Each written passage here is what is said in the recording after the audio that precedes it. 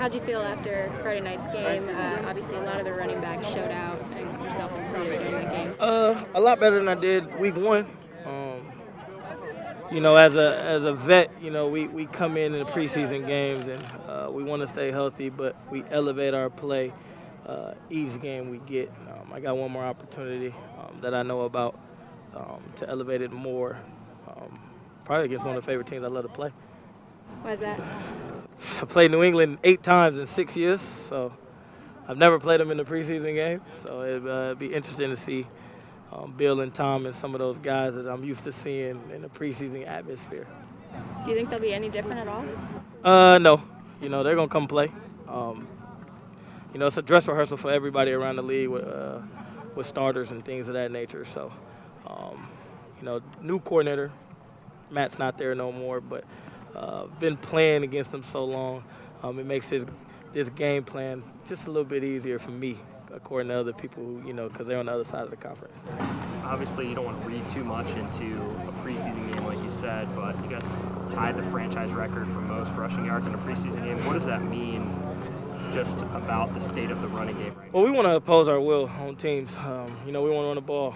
We got a special backfield, and, when C-Mac pops out 71-yarder, it gets the tempo going. And then from there, it's up to us to keep that going. And, like we said, we don't care who starts, who touches the ball, how many times. We don't want to miss a beat while we're out there. So, that was good. But the good thing about this league is, today is our Monday. You got to hit the reset button and see if you can go repeat it again next week. Brown said after Friday night's game that this is the one that y'all will game plan a little bit more for as opposed to the last two. Have guys been picking your brain at all, knowing how much experience you have against this team? Not yet. Not yet. Tonight, later in our meetings tonight, we'll start working on New England. We came out here and did a lot of stuff against, the Panthers. So tonight we'll start working on New England, and it wouldn't surprise me. I mean, myself and Norv, we probably got the most history with them. So it wouldn't surprise me that those questions will pop out. And now that I'm over here, I'll do everything I can. What are you seeing from the offensive line as you've been, running behind them for the past 5 weeks now? Have they grown since the beginning of camp? Or? Of course. They've grown. They work together. They try to put themselves in situations and positions to be successful. And it's on us too. Us in the backfield.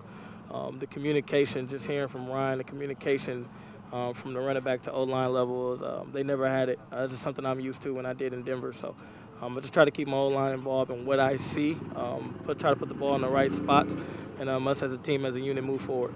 You said they didn't have it. Is it different than how it was in Denver for you? Nah, because I pretty much brought that over.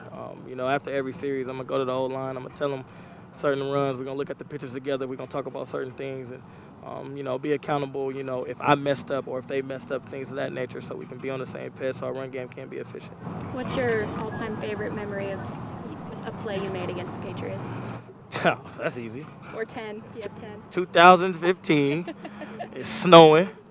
I catch a pitch for 48 yards, overtime, touchdown, game over. That one hurts. They were 11-0. I think we were 10-1 at the time, or 8-2. Eventually that helped us get home field advantage, and we know the rest. So we're not gonna go back too far, too much with you guys media. CJ, I get this question a lot. In the Super Bowl, did Country catch it? I think he did. Yeah. I think he did. Now the question is, does that change the outcome? Do they still go down there and score? That's a question I couldn't tell you. I couldn't tell you. Coach Schuler's not here no more, so if I knew his offense, I would tell you, but it's Norv's offense. Guys, got anything else for CJ? A lot of people talk about how the melding of the offensive line, that continuity is so important, and the connection.